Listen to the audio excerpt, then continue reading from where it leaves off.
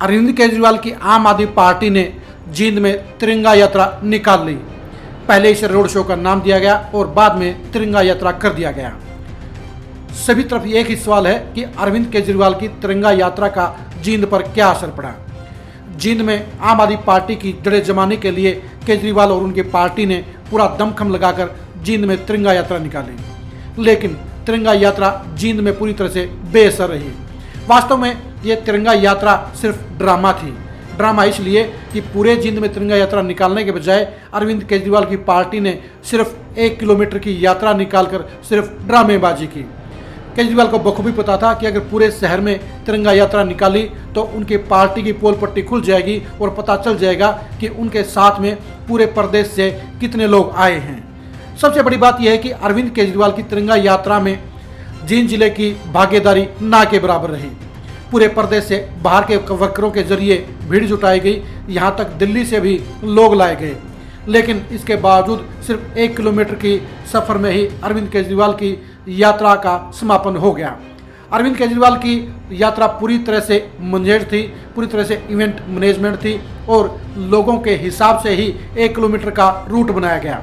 पूरे रास्ते में अरविंद केजरीवाल के हिसाब से लोगों को और वर्करों को खड़ा किया गया और हाथों में तिरंगे लेकर ड्रामेबाजी की। यह सच्चाई है कि अरविंद केजरीवाल को जींद जिले में वो समर्थन बिल्कुल भी नहीं मिला जिसकी वो उम्मीद कर रहे थे। जींद जिले की पॉलिटिक्स अरविंद केजरीवाल को समझ में नहीं आएगी। अरविंद केजरीवाल को ये समझना होगा कि जींद की पॉलिटिक्स में ड्रामेबाजी नहीं चलती, यहाँ पर इमोशनल पॉलिटिक्स चलती है। इमोशनल पॉलिटिक्स के लिए अरविंद केजरीवाल को पहले जींद जिले की खाक छाननी पड़ेगी।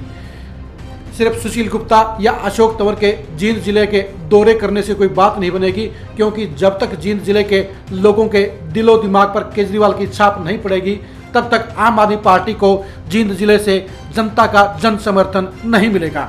अरविंद केजरीवाल ने बड़े दावे के साथ जींद में तिरंगा यात्रा निकाली, लेकिन इस यात्रा का कोई भी असर जींद शहर पर नजर नहीं आया, क्योंकि जींद शहर के लोगों ने तिरंगा यात्रा देखी ही नहीं। क्योंकि कुंदन सिनेमा से लेकर एसडी स्कूल तक के सिर्फ 1 किलोमीटर में ही इस तिरंगा यात्रा का आयोजन किया गया।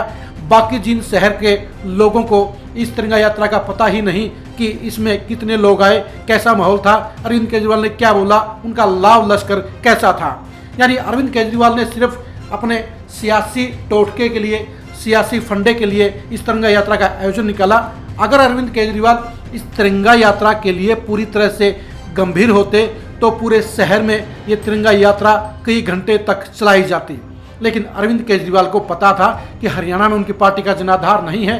पूरे शहर की तिरंगा यात्रा निकालने के लिए कम से कम 5 से 7 हज़ार वर्कर साथ में होने चाहिए थे, लेकिन अरविंद केजरीवाल के लिए इतने वर्कर हरियाणा से जुटाना मुमकिन नहीं था। इसलिए तिरंगा यात्रा को पहले से तय एजेंडे के तहत सिर्फ 1 किलोमीटर के रूट पर रखा गया और कुंदन सिनेमा से शुरू करके उसे एसडी स्कूल पर ख़त्म कर दिया गया। पूरी तरह से साफ नज़र आ रहा था कि भगवंत मान और अरविंद केजरीवाल को एक सोची समझी रणनीति के तहत इस 1 किलोमीटर के रोड में शामिल किया गया है। लेकिन अगर ये रोड शो पूरे जींद में निकलता और इसमें 8-10 हज़ार लोगों की भागीदारी होती तो आम आदमी पार्टी को ज़्यादा फायदा होता। 1 किलोमीटर की तिरंगा यात्रा से साबित हो गया कि यह यात्रा सियासी तौर पर गंभीर यात्रा नहीं है, बल्कि ये सियासी नोटंकी और ड्रामा है। अरविंद केजरीवाल को जींद जिले के समर्थन हासिल करने के लिए पहले गांव-गांव की खाक छाननी पड़ेगी और लोगों के बीच जाकर अपनी पार्टी का मैनिफेस्टो, अपनी पार्टी की विचारधारा और दिल्ली सरकार के कामकाज का बखान करना होगा। इसके बाद ही अरविंद केजरीवाल जींद जिले की जनता से जन समर्थन की उम्मीद कर सकते हैं। लेकिन ताज़ा तिरंगा यात्रा से जींद जिले में अरविंद केजरीवाल की पार्टी का कोई इम्पैक्ट पड़ता हुआ नजर नहीं आता। हरियाणा में संगठन खड़ा करने के बाद अरविंद केजरीवाल का ये पहला शक्ति प्रदर्शन था।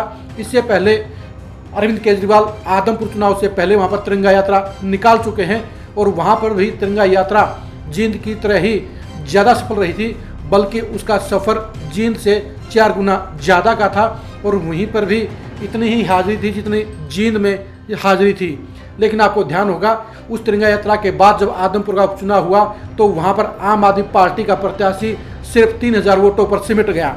यानी तिरंगा यात्रा के बलबूते पर अरविंद केजरीवाल जींद जिले और हरियाणा की पॉलिटिक्स पर लंबी छलांग लगाने की उम्मीद नहीं कर सकते, क्योंकि जींद जिले की जनता को इमोशनल तौर पर साथ जोड़ा जा सकता है। इस नोटंकीबाजी के जरिए अरविंद केजरीवाल और उनकी पार्टी को जींद जिले से जन समर्थन हरगिज नहीं हासिल हो पाएगा।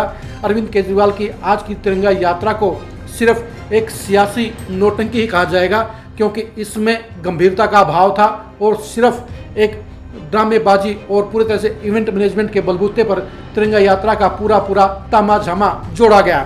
तिरंगा यात्रा के जरिए जींद शहर में ही अरविंद केजरीवाल की पार्टी का आज कोई भी असर नजर नहीं आया, यानी अरविंद केजरीवाल की आज की तिरंगा यात्रा सिर्फ एक इवेंट बनकर रह गई। इसका जींद जिले की राजनीति पर कोई भी असर पड़ता हुआ नजर नहीं आ रहा है।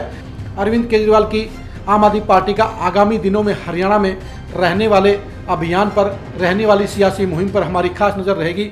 आप आम आदमी पार्टी की सियासत को जानने के लिए लगातार खरी खरी न्यूज़ के साथ जुड़े रहिए। नमस्कार।